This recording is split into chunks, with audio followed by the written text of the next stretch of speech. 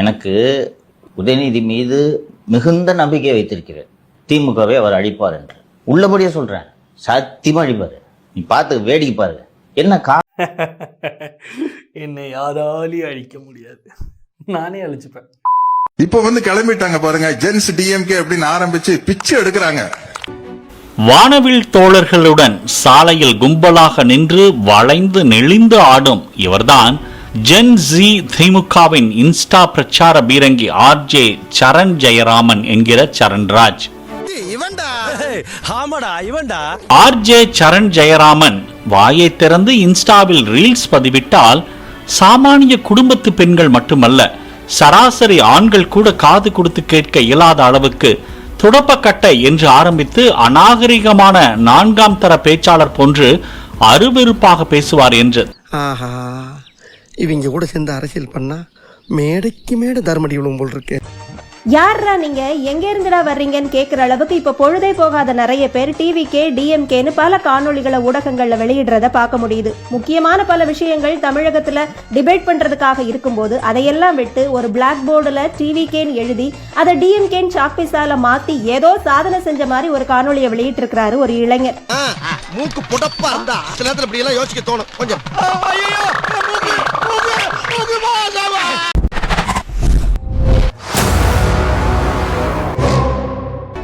காவல்துறையினர் தன்னை தேடி வருவது தெரிய வந்ததும் இந்த விவகாரத்தை திசை திருப்புவதற்காக புதிய யுக்தியை கையில் எடுத்தார் சரண் ஜெயராமன்.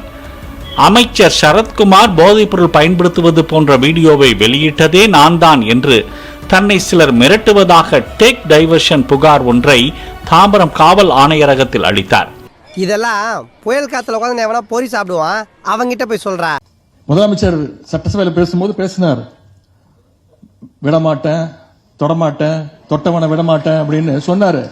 சொன்னதை நீங்க செஞ்சிட்டு இருக்கிறாரு.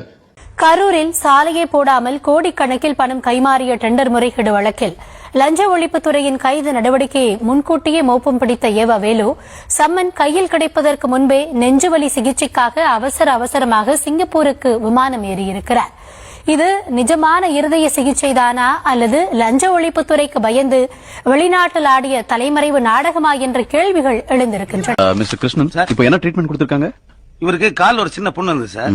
சுகர் ஜாஸ்தி ஆகி கேங்க்ரீன் செட் ஆனதுனால ஸ்பைனல் கார்டுல ஒரு மைக்கோசி போட்டு ஒரு காலை வெட்டி எடுத்துட்டாங்க.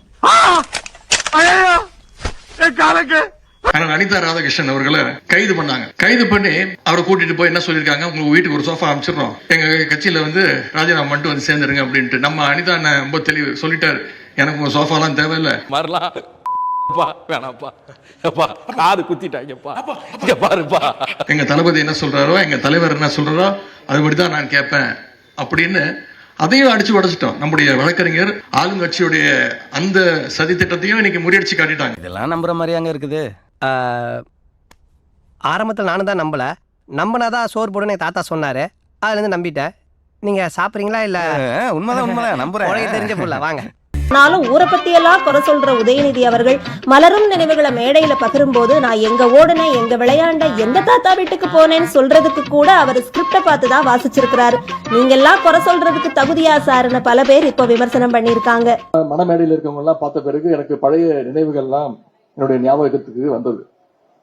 நான் குழந்தையா இருக்கும்போது கோபாலபுரத்துல கலைஞர் வீட்டுல இருந்ததை விட நம்முடைய அத்தான் தாத்தா வீட்டுல இருந்ததுதான் அதிகம். அங்கதான் நான் வளர்ந்தேன். யாரா நீ இவ்வளவு டேலண்டட் ஆகிற? You are really a god gifted child. இன்னைக்கு சில பேர் சோஃபா வந்த உடனே நம்மளை விட்டுட்டு போயிருக்காங்க. ஒரு பதவி ஆசை பிடித்து செய்கிறார், சோஃபா இறங்கியதும் போட்டி கொடுக்கிறார். பணம் கொடுக்கிறவன் அதுக்கு வேற வழியே தெரியாது அவனுக்கு, அப்படியே கொடுக்கணும்னு நினைக்கிறவன். அது நீ சொல்ற மாதிரி 100கணக்கான கோடினா எப்படி சோஃபால கொடுத்து அனுப்ப முடியும்? அவங்க அரசியல் செய்யறாங்களாம், நம்மளை டேமேஜ் பண்றாங்களாம், நம்மளை காயப்படுத்துறாங்களாம், நம்முடைய தலைமையை பலவீனப்படுத்துறாங்களாம். என்னை பற்றி எனக்கு தெரியும், என்னை மதிப்பிட வேறு எவருக்கும் அந்த ஆளுமை இல்லை, அந்த வலிமை இல்லை.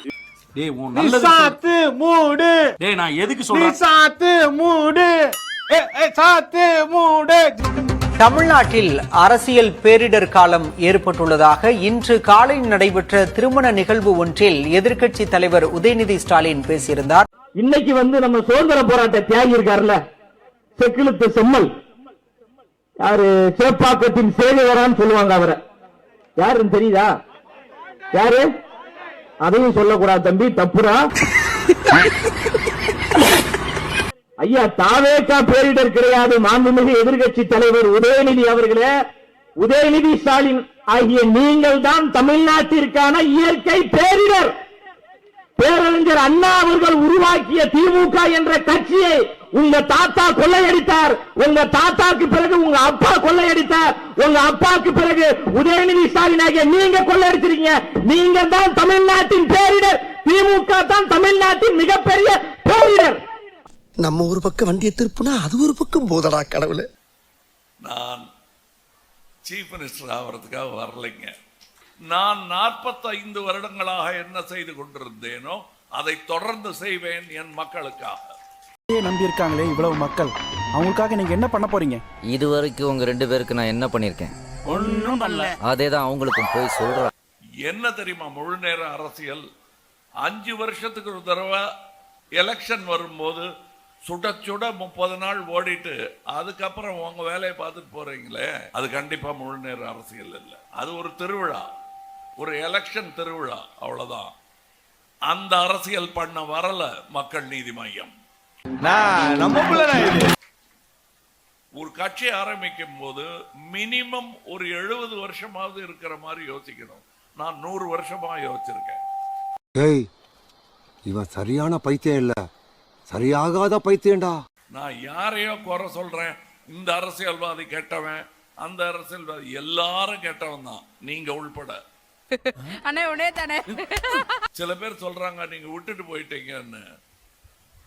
45 வருஷமா விட்டுட்டு போயிட்டேன்னு அர்த்தம். நாங்க விட்டுட்டு போற ஆள் இல்லை.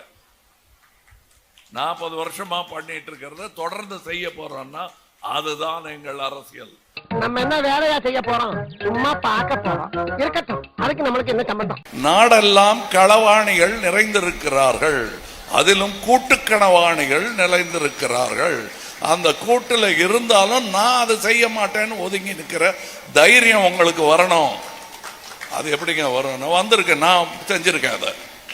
அப்போ நீங்க சொல்றதெல்லாம் வச்சு பார்க்கும்போது ராக்கெட் ராஜா ஒரு திருடனா? ஐயோ, இந்த பாப்பான்களுக்கு எல்லாம் நாங்க பதில் சொல்ல வேண்டியதில்லை. அது வேற பாப்பான்னு நான் சொல்றேன், நீங்க வேற மாதிரி போட்டு போறீங்க. தயவுசெய்து நான் திருப்பி சொல்றேன், டோன் சரியில்லைன்னா அது வேற மாதிரி போட்டுறாதீங்க. இவர்கள் வந்து யார் இந்த பாப்பா அப்படிங்கிற வார்த்தையை சொல்லிட்டு நான் பாப்பான்னு சொன்னேன், நீங்களா வந்து ட்விஸ்ட் பண்ணி விட்டுறாதீங்க அப்படின்னு சொல்லி 4 தடவை சொன்னது வந்து இந்த ராஜதந்திரத்தை அண்ணன் பாரதி அவர்கள் வந்து வேற ஏதாவது ஒரு சமூகம் பற்றி பேசிட்டோம், அவர் பெரிய கிங்கு நான் ஒத்துக்கிறேன். சொல்லு, நீதான் தைரியமான ஆளத்தை சொல்லு, சொல்றா.